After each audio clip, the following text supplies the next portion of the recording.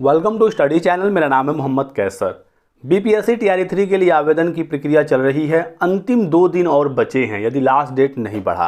Vacancy भी अब आपको पता चल गई है कि 1 to 5, 6 to 8, 9, 10 और 11, 12 में कितने पद हैं। बहुत सारे बच्चे अंतिम 2 दिनों में फॉर्म भरने की कोशिश करेंगे। बहुत सारे बच्चे कन्फ्यूज हैं, परेशान हैं, यहाँ क्या भरें, वहाँ क्या भरें, यहाँ पर क्या क्लिक करें, हमसे कोई गलती ना हो जाए, सर्टिफिकेट नंबर में क्या डालें, मार्कशीट अपलोड करें या सर्टिफिकेट अपलोड करें, इशू डेट मोबाइल से कैसे सेलेक्ट करें। यहाँ पर मैं आपको सब कुछ बताऊंगा शुरू से लेकर लास्ट तक। तो ये वीडियो बनाने का मेरा मकसद सिर्फ एक है कि आपके फॉर्म में कोई गलती ना हो। जितनी मेरी समझ है, जितनी मेरी जानकारी है, मैं पिछले 10-12 सालों से फॉर्म भर रहा हूँ ऑनलाइन और छात्रों को बता रहा हूँ कैसे कैसे भरना है।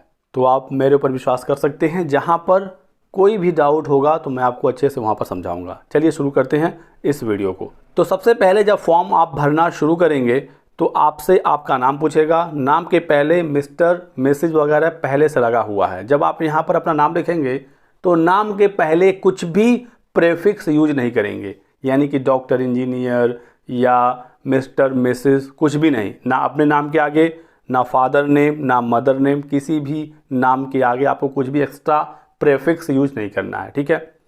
आपके नाम में यहाँ पर 3 ऑप्शन है, first name, middle name, last name. अब यहाँ पर भी बच्चे परेशान होते हैं। तो फर्स्ट नेम के साथ स्टार लगा हुआ है।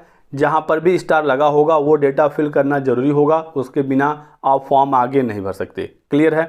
तो यदि आपके नाम में सिर्फ एक ही शब्द है, जैसे मान लीजिए आपके नाम में है बस श्याम, तो आप सिंपल यहाँ पर श्याम लिखेंगे और मिडल और लास्ट नेम छोड़ देंगे। नाम आपको अपने हाई स्कूल की मार्कशीट के अकॉर्डिंग ही भरना होता है।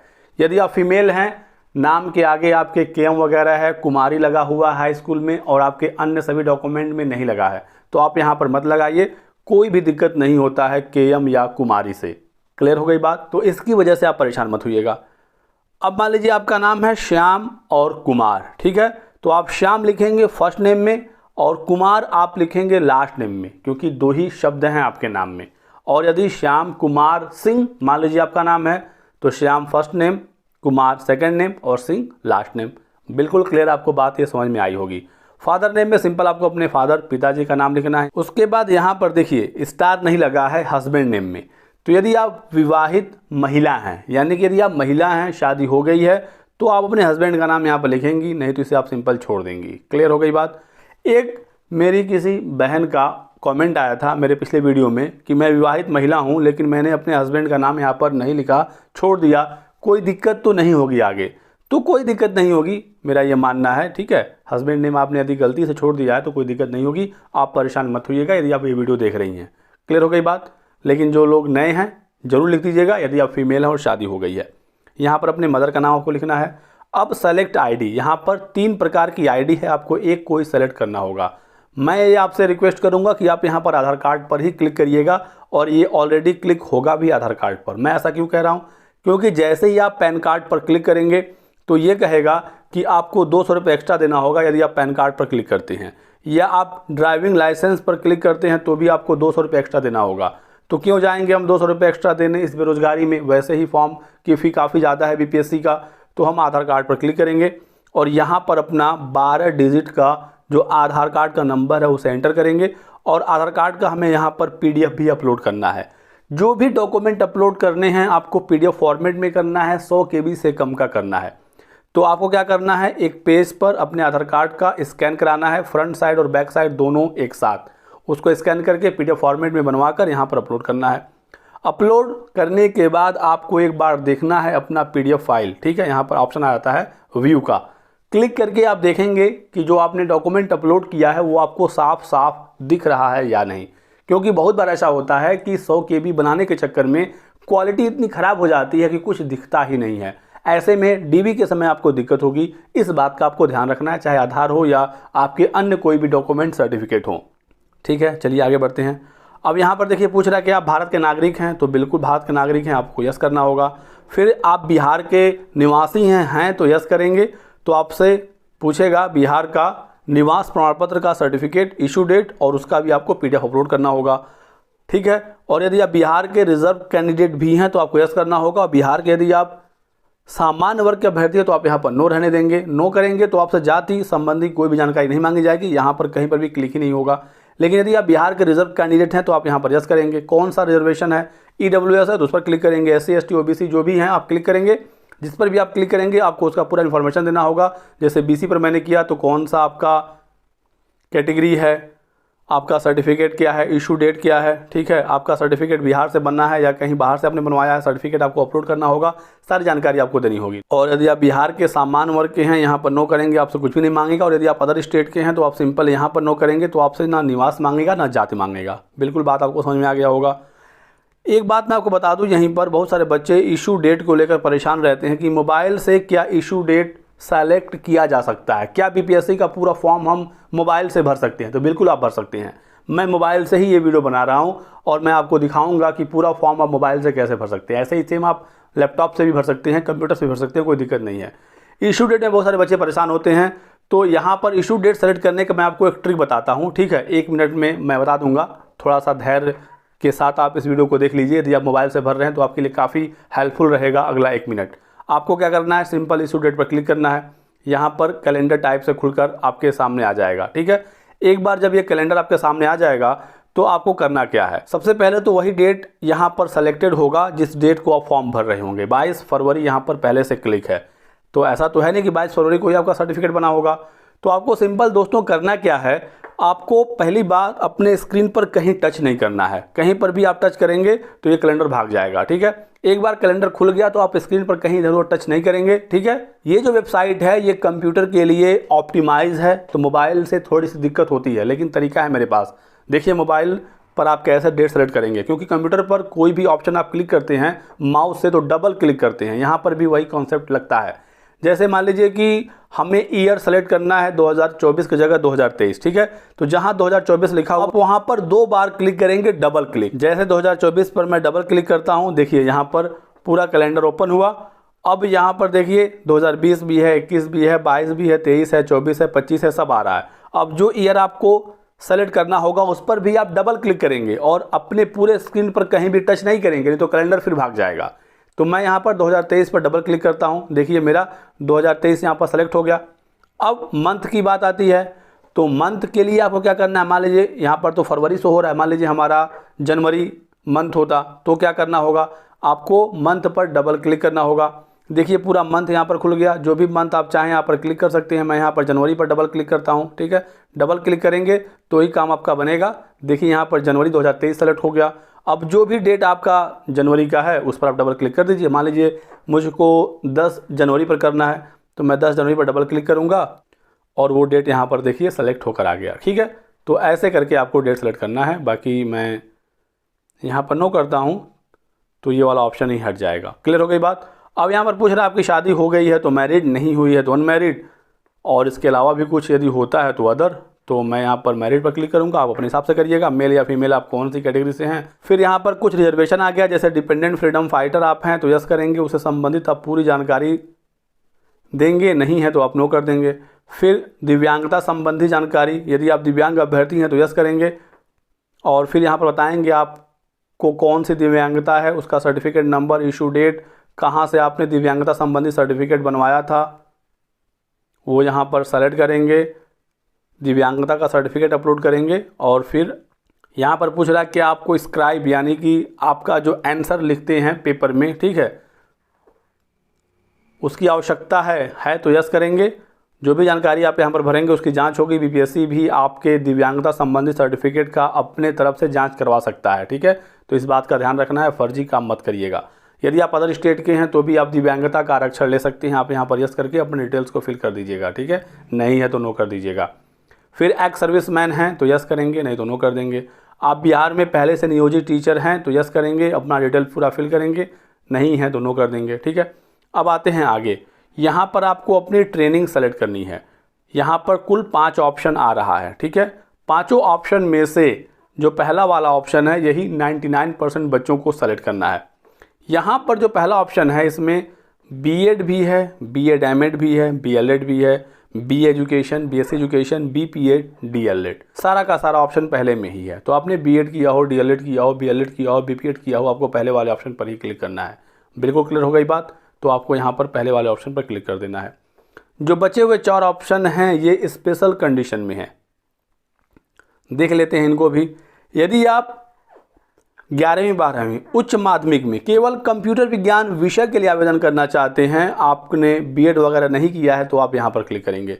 केवल संगीत विषय के लिए आवेदन करना चाहते हैं उच्च माध्यमिक में, बीएड वगैरह नहीं किया है, आप यहाँ पर क्लिक करेंगे। केवल संगीत या ललित कला या नृत्य के लिए आवेदन करना चाहते हैं कक्षा 9-10 के लिए, या केवल विशेष विद्यालय में आवेदन करना चाहते हैं कक्षा 9-10 के लिए, तो ये वाले ऑप्शन है। इसी वजह से मैं कह रहा हूँ कि 99% बच्चों को यहीं पर क्लिक करना है, तो मैंने यहाँ पर क्लिक कर दिया। ठीक है, आगे बढ़ते हैं। अब यहाँ पर पूछता है कि आपने केवल दक्षता परीक्षा पास की है या पहला वाला जो ऑप्शन है पात्रता एवं दक्षता एवं पात्रता। यहाँ पर बहुत सारे बच्चों से गलती होती है, पिछली बार भी गलतियाँ हुई थी, इस बार भी गलतियाँ बहुत सारे बच्चों से हो गई है। ध्यान रखना है आपको यहाँ पर। यदि आप सीटेट बीटेट या एस्टेट पास छात्र हैं, आम प्रतियोगी अभ्यर्थी हैं, पहले से नौकरी नहीं कर रहे हैं, आपको पहले वाले ऑप्शन पर क्लिक करना है। क्लियर हो गई बात। यदि आप बिहार में पहले से नियुक्त एवं कार्यरत शिक्षक हैं, 2012 से पूर्व वहाँ पर नियुक्त हैं, तो एक परीक्षा बिहार में होती थी दक्षता परीक्षा, ये सिर्फ उनके लिए है। तो यदि आप दक्षता परीक्षा पास हैं, बिहार में नियुक्त और कार्यरत शिक्षक हैं, तो आप दक्षता पर क्लिक करेंगे। कौन सी दक्षता परीक्षा आप उत्तीर्ण हैं क्लिक करेंगे, सर्टिफिकेट नंबर भरेंगे, इशू डेट भरेंगे और अपना सर्टिफिकेट दक्षता प्रमाण पत्र अपलोड करेंगे। यदि आप सामान्य अभ्यर्थी हैं, सीटेट बीटेट या एस्टेट पास हैं, तो आपको पहले वाले ऑप्शन पर क्लिक करना होगा। बात समझ में आ गई आपको, तो आगे बढ़ते हैं। अब यहाँ पर यदि आप 1 to 5 के आवेदन करना चाहते हैं, पहला वाला ऑप्शन है। 6 to 8 के लिए सेकंड ऑप्शन है। 9-10 के लिए थर्ड ऑप्शन है। 11-12 के लिए फोर्थ ऑप्शन है। क्लियर हो गई बात। सीटेट बीटेट पेपर 1 के आधार पर आप 1 to 5 में आवेदन कर सकते हैं। सीटेट बीटेट पेपर 2 के आधार पर आप 6 to 8 में आवेदन कर सकते हैं। एस्टेट पेपर 1 के आधार पर आप माध्यमिक के लिए आवेदन कर सकते हैं और एस्टेट पेपर 2 के आधार पर आप उच्च माध्यमिक में आवेदन कर सकते हैं। आप एक से अधिक पद के लिए फॉर्म भरना चाहते हैं, आप भर सकते हैं। आप चाहें तो चारों पदों के लिए एक साथ फॉर्म भर सकते हैं। आपको बस एक बार रजिस्ट्रेशन करना है, एक से अधिक फॉर्म नहीं भरना है, नहीं तो समस्या हो जाएगी आपके लिए। ठीक है, फॉर्म आपके रिजेक्ट हो जाएंगे या फिर दोबारा आप रजिस्ट्रेशन ही नहीं कर पाएंगे। तो आपको यदि 1 to 5 और 6 to 8 दोनों के लिए फॉर्म भरना है, यहाँ दोनों जगह क्लिक कर दीजिएगा। तीनों जगह आप क्लिक कर सकते हैं, चारों जगह आप क्लिक कर सकते हैं, आपकी मर्जी है। मैं सिर्फ 1 to 5 के लिए फॉर्म भर रहा हूँ, मैं सिर्फ पहले वाले ऑप्शन पर क्लिक करूंगा। जैसे ही आप 1 to 5 पर क्लिक करेंगे, आपसे सीटेट की डिटेल मांगी जाएगी, सीटेट सर्टिफिकेट नंबर, सीटेट का इशू डेट और अपलोड पीडीएफ। यदि आप सीटेट पहले के पास हैं, अभी जो हाल ही में रिजल्ट आया 15 फरवरी का, उसकी मैं बात नहीं कर रहा हूँ, पहले से पास हैं, तो आपके पास सर्टिफिकेट होगा। हालांकि सर्टिफिकेट पर कोई भी सर्टिफिकेट नंबर नहीं होता है, ठीक है, मार्कशीट पर सीरियल नंबर होता है। नोटिफिकेशन में साफ साफ लिखा हुआ है कि आप मार्कशीट या सर्टिफिकेट का सीरियल नंबर भर सकते हैं। तो आपको यहाँ पर अपने मार्कशीट का सीरियल नंबर डालना है, मार्कशीट का इशू डेट डालना है और यहाँ पर आप सर्टिफिकेट या मार्कशीट दोनों में से कुछ भी अपलोड कर सकते हैं। मेरा मानना है कि आपको यहाँ पर मार्कशीट ही अपलोड करना चाहिए, क्योंकि मार्कशीट पर ही आपका सीरियल नंबर है, वही आप अपलोड कर रहे हैं, उसी का इशू डेट आप सेलेक्ट कर रहे हैं, डीवी में कोई दिक्कत नहीं होगी। लेकिन यदि आपने यहाँ पर अपना सर्टिफिकेट भी अपलोड किया है तो परेशान बिल्कुल भी नहीं होना है, 100% आपका फॉर्म सही है, कोई भी दिक्कत नहीं है। अब बात करते हैं सीटेट 2024 वालों के लिए। आपका रिजल्ट तो आ गया 15 फरवरी को, लेकिन आपके पास डिजिलॉकर में मार्कशीट और सर्टिफिकेट नहीं है। ऐसे में आपके पास सर्टिफिकेट नंबर नहीं है, आप क्या करेंगे? बहुत बड़ी समस्या है। देखिए, आपके पास ना सर्टिफिकेट नंबर है, ना सीरियल नंबर है, ना मार्कशीट है, ना सर्टिफिकेट है, ठीक है। आपके पास सिर्फ 2 ऑप्शन है यदि आप फॉर्म भरना चाहते हैं तो। आप सर्टिफिकेट नंबर में अपना रोल नंबर लिख दीजिए या एनए लिख दीजिए, इन दोनों के अलावा दूसरा कोई ऑप्शन है ही नहीं। मैं तो यही कहूँगा, यदि आपको फॉर्म भरना है तो आप एनए भरिएगा, मेरा ये मानना है। मैं नहीं कह रहा हूँ कि ये 100% सही है, आपका फॉर्म बीपीएससी स्वीकार कर ही लेगा, ये बीपीएससी के ऊपर है। क्योंकि नोटिफिकेशन में साफ साफ लिखा गया है कि सीटेट उत्तीर्ण उम्मीदवार अपना फॉर्म भर सकते हैं, लेकिन आपको सीरियल नंबर यहाँ पर भरना होगा मार्कशीट या सर्टिफिकेट का, जो कि आपके पास है नहीं, ठीक है। तो जो नहीं है और आप भरना चाहते हैं तो आप एनए लिखकर भर दीजिए, एग्ज़ाम दीजिए, डीवी में जो होगा उसे देखा जाएगा। हो सकता है डॉक्यूमेंट अपडेट करने का मौका ही बाद में मिल जाए, तो आप यहाँ पर अपने डॉक्यूमेंट को अपडेट कर दीजिएगा। 10-15 दिन में ओरिजिनल डॉक्यूमेंट आपके आ ही जाएंगे डिजिलॉकर में, और एडिट का ऑप्शन भविष्य में मिला तो आप यहाँ पर अपना सर्टिफिकेट नंबर डाल दीजिएगा, नहीं मिला तो फिर जो है जैसे है वैसे डीवी कराइएगा, ठीक है। तो यही मेरी तरफ से सीधा सीधा आपको सजेशन है। आप यहाँ पर लिखिए एनए, इशू डेट में सेलेक्ट करिए 15 फरवरी, जिस दिन आपका रिजल्ट आया है। अपलोड में आपके पास ना सर्टिफिकेट है ना मार्कशीट है। अब आप क्या करेंगे, तो जो आपका सीटेट का रिजल्ट है, जो सीबीएसई की सीटेट की वेबसाइट पर प्रेजेंट टाइम में शो कर रहा है, उसी का आपको स्क्रीनशॉट लेना है, पीडीएफ फॉर्मेट में यहाँ पर अपलोड करना है। इसके अलावा कोई ऑप्शन है ही नहीं। यदि आपको लग रहा है कि सर गलत बता रहे हैं तो आप फॉर्म मत भरिए, क्योंकि फॉर्म यदि आप भरना चाहते हैं तो यही तरीका है, इसके अलावा कोई दूसरा ऑप्शन नहीं है। ये सारे स्टार वाले ऑप्शन हैं, बिना आप इसको फिल किए आप फॉर्म भर ही नहीं सकते। बात आप समझे होंगे बेहतर तरीके से, ठीक है। सेम ऐसे ही 6 to 8 के लिए भी फॉर्म भरना है। एस्टेट वाले छात्रों के लिए मैं बता दूं, 2023 वाले जो छात्र हैं आप वेब कॉपी से फॉर्म भर दीजिए, कोई दिक्कत नहीं होगी। जो पुराने वाले छात्र हैं आपके पास सर्टिफिकेट होगा तो आप उसकी सहायता से फॉर्म भरिएगा। अब यहाँ पर देखिए क्या है कि आप इन दोनों में से किस विभाग के लिए फॉर्म भरना चाहते हैं। 2 विभाग हैं, शिक्षा विभाग और कल्याण विभाग। आपको इसमें से कम एक शिक्षा विभाग पर क्लिक करना ही होगा। जो 1 लाख के समथिंग वैकेंसी है वो सब की सब शिक्षा विभाग के अंतर्गत ही है। कल्याण विभाग में काफ़ी कम पद होते हैं, तो आप चाहें तो शिक्षा विभाग के साथ कल्याण विभाग के लिए भी आवेदन कर सकते हैं। आप सिर्फ और सिर्फ कल्याण विभाग के लिए फॉर्म नहीं भर सकते, फॉर्म भराएगा ही नहीं, आप भरेंगे कैसे, ठीक है। तो शिक्षा विभाग पर तो आपको क्लिक करना ही करना है। इसके साथ आप यदि इंटरेस्टेड हैं तो यहाँ पर भी टिक लगा सकते हैं, ये आपकी खुद की मर्जी होगी। बात समझ में आ गई होगी आपको। अब आगे बढ़ते हैं। यहाँ पर आपको भाषा सेलेक्ट करना है। 150 नंबर का पेपर है, जहाँ पर 30 नंबर भाषा का है, 30 में 9 नंबर लाना अनिवार्य है। भाषा में अंग्रेजी पहले से फिक्स है, और इन तीनों में से जो भी आप एक चुनेंगे उसका आपको प्रश्न भाषा में हल करना होगा। उर्दू, बांग्ला या हिंदी, जो भी चाहे आप चुन सकते हैं। इसको चुनने के लिए कोई भी योग्यता की आवश्यकता नहीं है कि आपका 12th में ये होना चाहिए या ग्रेजुएशन में या ट्रेनिंग में, ऐसा कुछ नहीं है। आप उर्दू के प्रश्न हल कर सकते हैं, आप उर्दू ले लीजिए। बांग्ला के हल कर सकते हैं, बांग्ला ले लीजिए। मैं तो यहाँ पर हिंदी लूँगा, अंग्रेजी कंपलसरी है ही, तो हिंदी और अंग्रेजी मेरा भाषा का सब्जेक्ट होगा और उसमें 30 सवाल पूछे जाएंगे, मुझको 9 नंबर लाना होगा। यहाँ पर आपको भरना है डेट ऑफ बर्थ, ये आपके हाई स्कूल की मार्कशीट के अकॉर्डिंग होगा। डेट ऑफ बर्थ सेलेक्ट कर लीजिए। मोबाइल से यदि क्लिक करने में दिक्कत हो रही हो तो आप मंथ पर क्लिक करिए और टाइप करिए 1 2, ये खुद पूरा शो करने लगेगा। जैसे मैंने यहाँ पर 1 क्लिक किया तो देखिए यहाँ पर 1 to 12 आ गया। ईयर में दिक्कत हो रही हो, मान लीजिए आपका डेट ऑफ बर्थ 1992, आप टाइप करेंगे ये खुद यहाँ पर दिख जाएगा, आप उस पर क्लिक कर दीजिएगा, ये सेलेक्ट हो जाएगा। जैसे ही आप डेट ऑफ बर्थ भरेंगे यहाँ पर आ जाएगा आप किस पोस्ट के लिए फॉर्म भर रहे हैं। हमने सीटेट पेपर 1 पर क्लिक किया था तो सिर्फ 1 to 5 आ रहा है। यदि आप अन्य ऑप्शन पर भी क्लिक करेंगे तो सारे के सारे यहाँ पर शो होने लगेंगे। हम 1 to 5 पर क्लिक करेंगे तो फिर पूछेगा कि 1 to 5 में किससे आप आवेदन करना चाहते हैं। 1 to 5 में भी 3 प्रकार के पद हैं, उर्दू, बांग्ला या सामान्य। अब यहाँ पर आपकी मर्जी नहीं चलेगी कि हम 1 to 5 उर्दू के लिए चाहें तो भर सकते हैं या बांग्ला या सामान्य। भाषा में आप जो चाहें सेलेक्ट कर सकते हैं, यहाँ पर आप नहीं कर सकते। यहाँ पर आप जिस पोस्ट के लिए एलिजिबल होंगे आप उसी पर क्लिक करेंगे। जैसे हम सामान्य के लिए एलिजिबल हैं तो सामान्य पर करेंगे, जो 1 to 5 उर्दू के लिए एलिजिबल होंगे उर्दू पर करेंगे, और जो बांग्ला वाले होंगे वो बांग्ला पर करेंगे। जैसे 6 to 8 में भाषा आप जो चाहें चुन सकते हैं, लेकिन किस विषय से आप फॉर्म भरेंगे, किसी भाषा से, हिंदी, इंग्लिश, उर्दू या बांग्ला या गणित, विज्ञान या सामाजिक विज्ञान, ये आपके ग्रेजुएशन के सब्जेक्ट पर डिपेंड करेगा। ध्यान रखने वाली बात है ये, तो यहाँ पर गलती मत करिएगा। माध्यमिक, उच्च माध्यमिक में आपका एस्टेट जिस विषय से होगा आप उसी से आवेदन करेंगे। अब आ गया एड्रेस। एड्रेस में 2 एड्रेस है, पहला करस्पॉन्डेंस, दूसरा परमानेंट। परमानेंट से आप समझ जाएंगे, परमानेंट मतलब हो गया आपका स्थानीय, जहाँ पर आप जन्मे हैं, जहाँ पर आपका परमानेंट घर द्वार है, यानी कि जो आपका एड्रेस आधार कार्ड पर है, पूरा अच्छे से भरिएगा। और ये वाला करस्पॉन्डेंस है, यानी कि प्रेजेंट टाइम में आप कहाँ पर रह रहे हैं। यदि दोनों सेम है तो आप दोनों जगह सेम टू सेम टाइप कर दीजिएगा। यहाँ पर ध्यान देने वाली बात ये है कि address line 1, address line 2, address line 3, 3 ये हो गया। उसके बाद स्टेट है, डिस्ट्रिक्ट है और पिन कोड है। तो आपको यहाँ पर अपना स्टेट सेलेक्ट करना ही है, जो भी आपका स्टेट हो, ठीक है।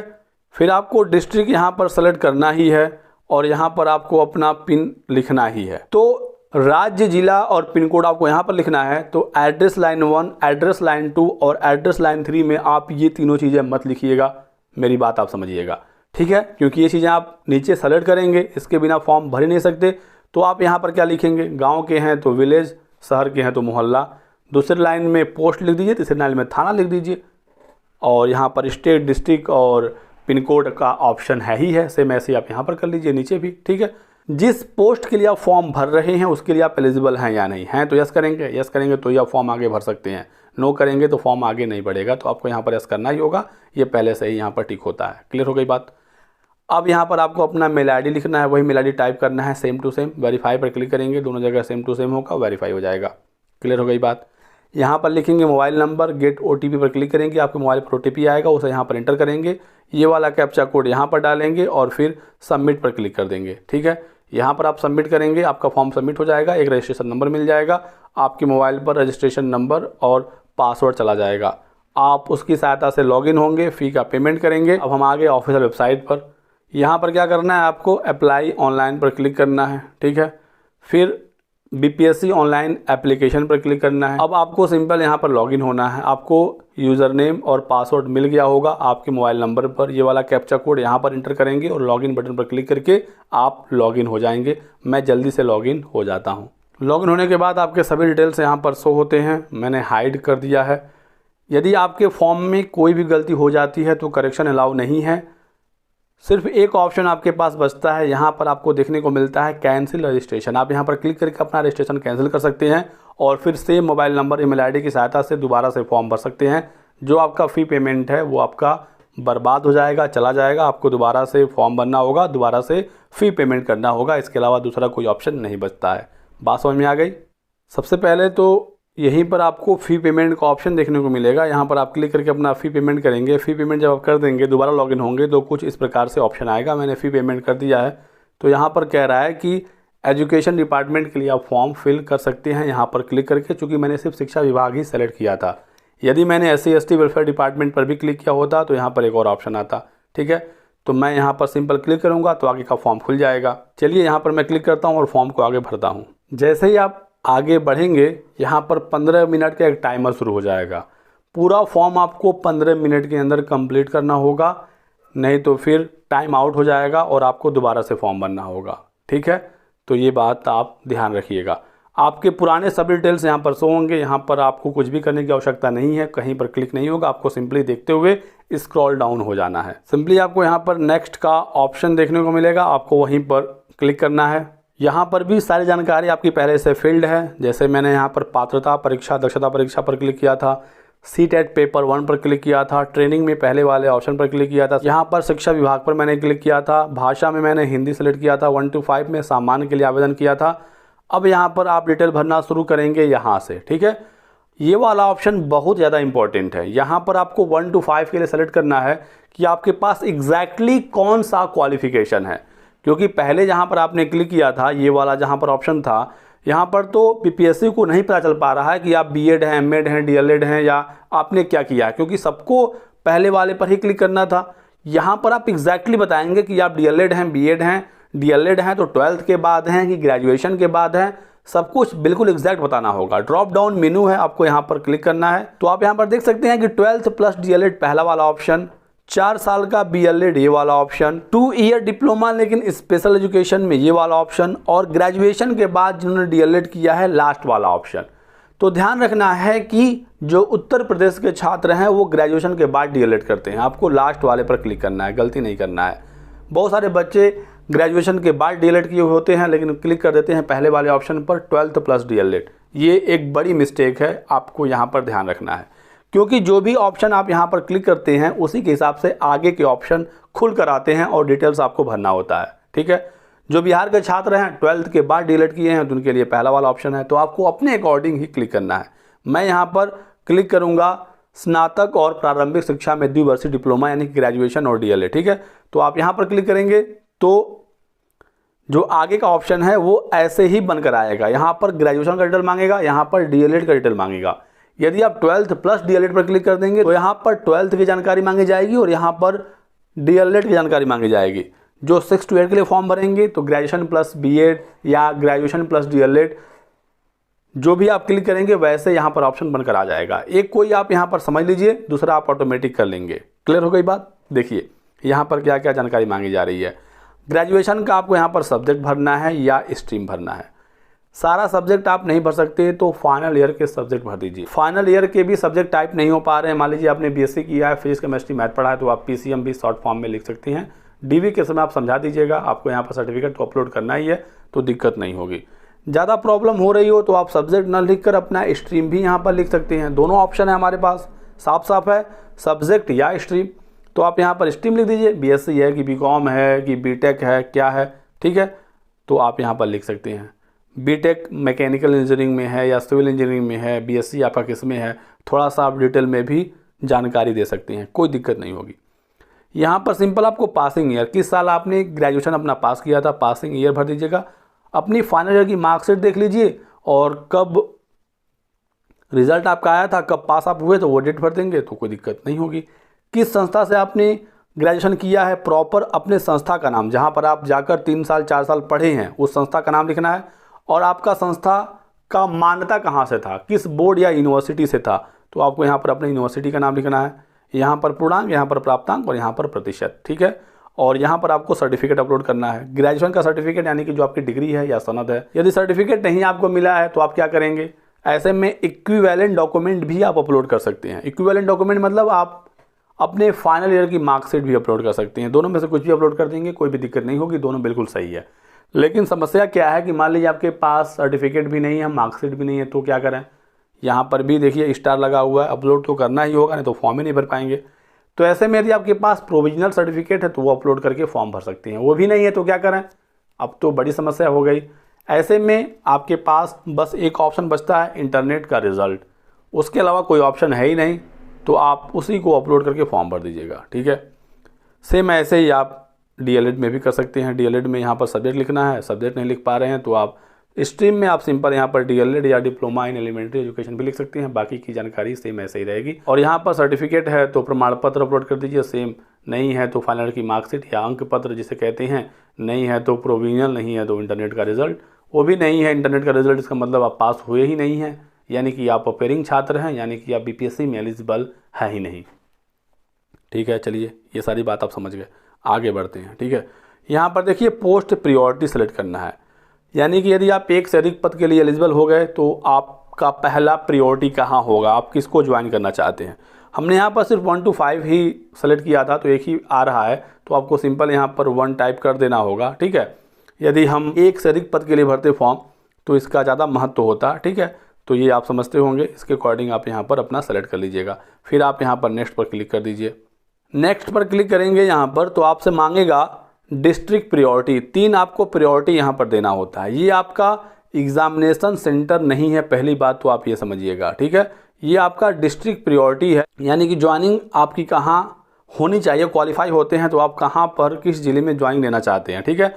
यदि मोबाइल से यहाँ पर क्लिक हो जाता है तो बेहतर है, नहीं क्लिक होता है तो आप सिंपल यहाँ पर क्लिक करके टाइप कर दीजिए। जैसे आपको सिवान चाहिए, SI लिखिए, देखिए यहाँ पर सिवान खुद आ जाएगा, आप उस पर क्लिक कर दीजिएगा। पटना मान लीजिए आपको क्लिक करना है तो आप पटना लिखिए, यहाँ पर आ जाएगा। आपको गोपालगंज क्लिक करना है तो GO लिखेंगे तो गोपालगंज ऑटोमेटिक आ जाएगा, ठीक है। तो ये कुछ तरीके हैं। साथ ही साथ मैं बताता चल रहा हूँ मोबाइल से भी भरने का, यदि मान लीजिए लैपटॉप के पास ना हो, लैपटॉप है तो आप यहाँ पर क्लिक करेंगे तो सिंपल ये खुल जाएगा। नहीं खुल रहा है तो आप टाइप करेंगे यहाँ पर क्लिक करने के बाद, ठीक है। जैसे गोपालगंज मैं हटा देता हूँ, सरन मान लीजिए SA, सहरसा भी आ गया, R लिख देंगे तो सरन आ जाएगा, ठीक है। ये तरीका हो गया। तो हमने यहाँ पर डिस्ट्रिक्ट प्रायोरिटी चुन लिया। अब 10th का यहाँ पर आपको डिटेल देना है। कैसे, देखिए यहाँ पर आपको 10th का सर्टिफिकेट नंबर, 10th का इशू डेट और 10th का आपको सर्टिफिकेट यहाँ पर अपलोड कर देना है, 10वीं का मैट्रिक का, ठीक है। तो ये सारी जानकारी 10th से संबंधित हो गई। इसके आगे देखिए यहाँ पर DLED के बारे में एक और जानकारी मांग रहा है। ये वाली जानकारी आप ध्यान से भरिएगा। यहाँ पर देखिए क्लिक करेंगे तो 2 ऑप्शन आएगा, आपका DLED NIOS से है या अदर से है। NIOS DLED 1 to 5 या 6 to 8 में अब एलिजिबल है ही नहीं, सुप्रीम कोर्ट का ऑर्डर है। इसी वजह से ये पूछ रहे हैं ताकि BPSC को पता चल जाए कि कितने NIOS वाले फॉर्म भर रहे हैं, ठीक है। NIOS तो फिलहाल एलिजिबल है नहीं, लेकिन आप चाहें तो भर सकते हैं, ऑप्शन इन्होंने दिया है, आगे चलकर कुछ भी हो सकता है। तो BPSC को एग्जैक्टली जानकारी तो हो कि कौन NIOS वाला है और कौन रेगुलर वाला है। तो यदि आप रेगुलर DLED हैं तो ही फॉर्म भरने में समझदारी है, आपको यहाँ पर ऐसे में अदर पर क्लिक करना होगा। फिर पासिंग ईयर आप यहाँ से सेलेक्ट करेंगे, किस ईयर में, किस डेट को, किस मंथ को आपने अपना DLED पास किया था। और यहाँ पर देखिए ये काफ़ी ज़्यादा इंपॉर्टेंट है, कितने मंथ का आपका DLED का कोर्स था। तो 2 ईयर डिप्लोमा आपका होगा तो 24 मंथ का आपका कोर्स हुआ, आपको टाइप करना होगा 24, ठीक है। मंथ में पूछ रहा है, ठीक है, तो आपको क्या लिखना होगा 24, यानी कि 24 मंथ। 2 मंथ यहाँ लिख दीजिएगा, नहीं तो दिक्कत हो जाएगी, क्योंकि बहुत सारे बच्चों को डाउट रहता है और हमेशा हम लोग यही सुनते हैं 2 year diploma in elementary education, 2 सुनते हैं तो आप सोचेंगे कि 2 ईयर है तो 2 यहाँ भर दें। ईयर पूछता तो 2 भरते आप, मंथ पूछ रहा है ना तो 24 आप भरेंगे। एक बच्चा मेरे पास मैसेज किया था कि उसने यहाँ पर 46 लिख दिया था, ठीक है, बाय मिस्टेक। पूछ रहे थे कि अब हम क्या करें सर बताइए। तो अब बताइए मैं आपको क्या सलाह दे सकता हूँ। आपने बहुत बड़ी मिस्टेक कर दी है और करेक्शन का ऑप्शन तो कुछ है नहीं, तो कैंसिल ही आपको फॉर्म करना पड़ेगा यदि आप यहाँ पर सुधार करना चाहते हैं। इसके अलावा कोई दूसरा ऑप्शन है ही नहीं। इसीलिए मैं कहता हूँ कि ध्यान से फॉर्म भरिए, थोड़ा सा समय लीजिए 1-2 घंटे और आराम से फॉर्म भरिए। देखिए मैं इतने आराम से भर रहा हूँ, अभी भी मेरे पास 4 मिनट का समय बचा हुआ है। 15 मिनट का टाइम देता है फी पेमेंट के बाद वाले ऑप्शन को फिल करने में। बताते बताते मैं चल रहा हूँ, फिर भी 4 मिनट अभी है मेरे पास। मैं चाहूँ तो इस 4 मिनट में अपना पूरा फॉर्म अच्छे तरीके से भर सकता हूँ। देखिए यहाँ पर अब एक ऑप्शन है, आपको अपने शरीर का एक पहचान यहाँ पर बताना होगा। क्या कह रहा है कि 1 body identification marks of the candidate, उम्मीदवार का एक शारीरिक पहचान चिन्ह, ठीक है, यानी कि आपके शरीर में कोई ऐसा पहचान है जो काफ़ी स्पेशल है, आपको वो बताना होगा और वो विजिबल मार्क होना चाहिए, दिखना चाहिए। यानी कहीं कटे का निशान, कहीं तिल का निशान, कहीं फोड़ा फुंसी, कुछ ऐसी चीज़ है जो कि परमानेंट है, विजिबल है, तो आप उसके बारे में लिखेंगे। कुछ ऐसा नहीं है, आपको कुछ समझ में नहीं आ रहा है तो आप यहाँ पर लिख दीजिएगा no mark, no MARK mark, तो कुछ लिख दीजिएगा क्योंकि स्टार बना हुआ है, लिखना जरूरी है। क्लियर हो गई बात, चलिए आगे बढ़ते हैं।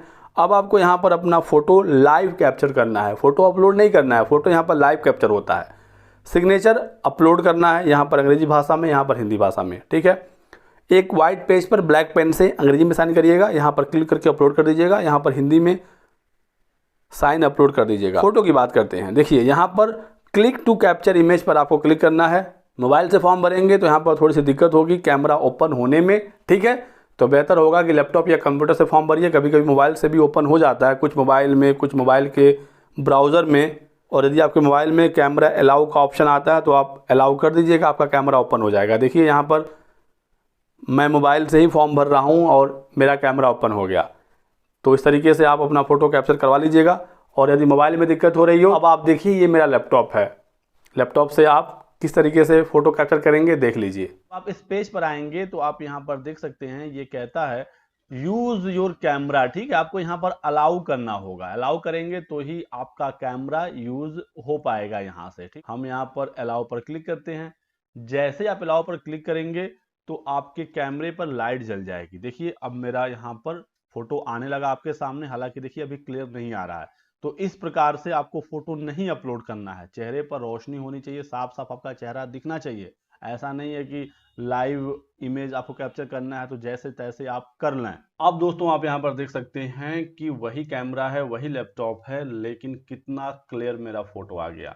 ये कैसे हुआ, ये जादू मैंने कैसे किया, ये सिर्फ और सिर्फ लाइट की वजह से हुआ। अब मैं अपने दूसरे रूम में आ गया हूँ और यहाँ पर देखिए लाइट ठीक है तो कैमरा बिल्कुल साफ साफ फोटो दिखा रहा है। अब हम यहाँ पर देखिए क्लिक टू कैप्चर इमेज पर क्लिक करेंगे। जब हमें लगेगा बिल्कुल परफेक्ट हमारा फोटो आ रहा है तो हम यहाँ पर क्लिक करके अपने फोटो को कैप्चर कर लेंगे। कोशिश करें बैकग्राउंड बिल्कुल साफ सुथरा हो, क्लियर हो, चेहरा आपका साफ साफ आए, आपकी दोनों आंखें, नाक, कान सब कुछ साफ साफ दिखे।